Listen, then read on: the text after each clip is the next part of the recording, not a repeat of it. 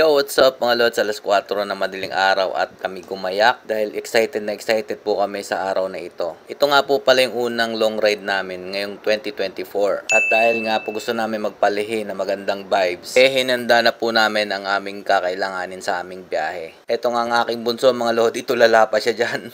Hindi po sanay magising ng maaga itong mga batang ito. Pero nagkaroon po ng konting aberya mga lodi. Yo, what's up mga lods? Ayan, umuulan po, sumakto po sa pag-alis namin. No? Pupunta po tayo ng Baganga.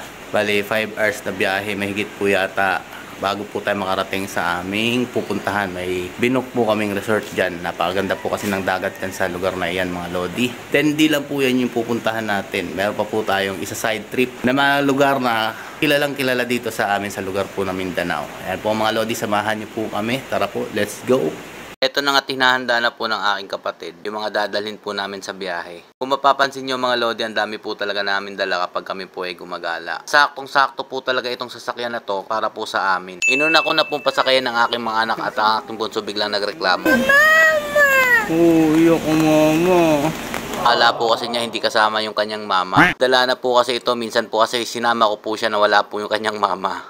At eto na nga mga lodi, bumiyahe na po kami at inabot na po kami ng alas 5 ng umaga. Pero umuulan pa rin po, ang lamig po talaga niyang panahon na yan. Dito mga lodi, nasa lugar na po tayo ng Panabo. Bali yung mga nadadaanan po natin mga lodi, hindi ko na po ipapakita sa inyo ng buo dahil mahaba nga po itong video na ito. Kaya gaya ng dati mga lods, mamagicin na lang po natin itong video na to. At sa sobrang magic nga po mga lodi, napadating na po agad tayo biglaan dito po sa lugar po ng Tagum na kung saan po napakaganda po talaga ng lugar dito.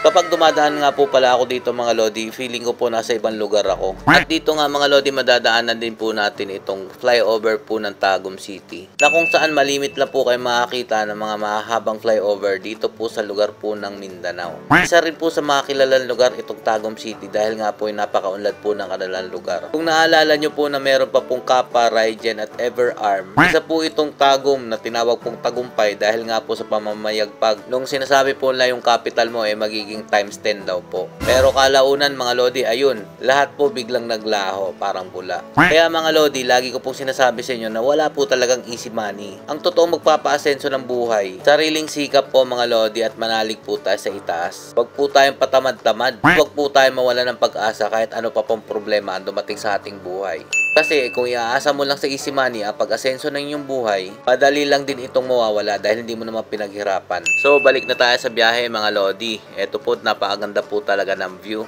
Paborito po talaga naming magpamilya ang bumiyahe po ng ganito, lalo na po magaganda po yung mga tanawin. Kung mapapansin nyo po yung mga vlog ko mga lodi kasama ang aking mag-inay, puro po mga overlooking yung mga pinupuntahan namin. Bukod sa napakaganda po ng tanawin, napakalamig po talaga ng lugar. Ang pangunahin lang po talagang problema, lalo na po maulan, yung landslide. Kagaya po ng nangyayari dito mga lodi, gumuho po yung lupa. At sa may bandang unahan nga po pala mga lodi, may nakita po kaming mini falls. At dito na rin po kami kakain ng agahan mga lodi dahil sa unahan lang po nito meron po kaming nakitang kainan. Saktong-sakto po ito sa malamig na panahon. Meron pong bulaluhan dito. Kaya po nagpasya po kaming dito na lang po mag-agahan. Yo, what's up? Grabe, ang lamig! Kain muna tayo dito ng bulalo mga lodi. Stop over po muna kami dito. Dadaan po tayo ng Aliwagwag mga lodi. So, ayan po. Grabe, lamig dito. Dahil nabanggit nga po natin na napakalamig po, kaya po ito po yung aming gustong maging agahan. Mainit na sabaw po ng bulalo mga idol. Kaya wala na pong patumpik-tumpik pa, 2 order po agad ang aming pinahain. In fairness mga lodi, ang dami po lang customer dito at okay lang din naman po yung lasa ng kanilang bulalo. Bali, pinakbet at saka pansit po at 2 order po ng bulalo ang aming pinahanda kay nanay. At habang nag-aantay po mga lodi, naglaro po muna yung mga bata. Ito nga po pala yung pinsan ng aking mga anak. Tuwan-tuwa rin po si Mrs. dahil nakagala na naman po.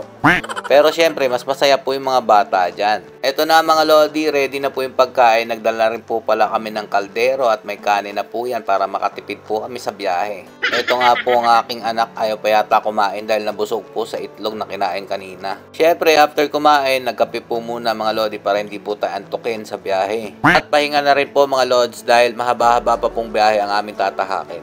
Balik biyahe na naman po mga lodi at ito nga po pala yung magagandang tanawin na aming dinadaanan. Para ka rin po dumaan dito sa bitukang manok dahil paliko-liko po yung daan. Kahit nakakahilo po yung daanan, ito naman po yung pamawi dyan mga idol oh. Indikasyon po yan na malapit na po tayo sa Aliwagwag Falls. At eto na nga mga lodi, nakarating na po tayo sa Aliwagwag Falls. Picture lang po kami dito mga lodi kasi saglitan lang po. At eto na nga mga lodi, biyahe na po ulit tayo. At mga ilang oras na biyahe po mga lodi, eto na po ang bumungad sa atin. Nasa lugar na po tayo ng municipal ng Baganga. Dito po kasi kami nag-book ng room mga idol dahil napakaganda po talaga ng dagat dito sa Baganga. Matagal na po namin tong plinano pero ngayon lang po talaga nagkaroon ng oras para po mapuntahan itong lugar na ito. Habang tinatahak po namin ang daanan ng Baganga mga idol, meron pong biglang bumungad sa aming harapan. Isang pamilya po ng bibi ang tumatawid po sa highway. Yan lang mga lodi, mabagal lang po yung takbuhan natin. Konting minuto lang po ng pagbiyahe at nakikita na po natin ang tulay po ng Baganga. Parang ito na po yung sentro na dito. Napakataas po ng tulay na ito mga idol. At sa unahan lang po dyan meron pong palengke. Itong tulay po pala na to mga lodi may ilog po dyan. At dito po sa kabilang parte na po yung dagat. Parang ito na po yung mag-uugnay ng dagat at ilog nitong lugar po ng Baganga Municipal. Dito mga lodi, hinihintay po namin ang aking kapatid dahil namamalengke po dyan po mga lodi. At ito nga po, tamang trip lang po yung aking mga anak at posing-posing po si Mrs. at asawa po ng aking kapatid. Kasama rin po namin ang tita namin mga idol at syempre yung anak po ng aking kapatid na hindi po makita sa camera at ito nga po mga lodi, dinudungaw niya po yung kanyang papa. Sa unahan lang po niyan mga idol, ayan po yung kanyang ama, namimili po ng karne ng baboy. Ito nga po pala yung itsura ng kanilang palengke dito sa lugar po ng Baganga. Sa unahan lang po niyan mga idol, namimili po ang aking kapatid ng karne ng baboy. At siya pong lulutuin namin tanghalian dahil nagugutom na rin po itong mga batang ito. So balik biyahe na naman tayo mga lodi at eto mga po, konting minuto lang nakarating na po tayo sa lugar po kung saan po tayo nag-book ng room. Ito nga po pala ay lugar po ng Barangay of Bakulin. Sa loob po ng barangay na ito doon po kami nagpa-reserve ng room.